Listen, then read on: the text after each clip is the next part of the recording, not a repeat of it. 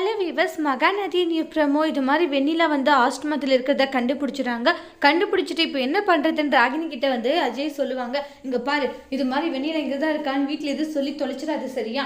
நீ தயவு செஞ்சு சொல்லாது இருந்தால் அது உனக்கு நல்லது, எல்லாருக்கும் நல்லதுன்றாங்க. சரி சரி, ஆனால் என்ன பிளான் வச்சிருக்க? அதெல்லாம் உங்ககிட்ட சொல்ல மாட்டேன். என்ன ராகினி, இப்போ என்ன? நான் வந்து இப்படி உங்க கூட ஒன்று சேர்ந்து வாழணும் தானே இப்படி பண்ணியிருக்கா?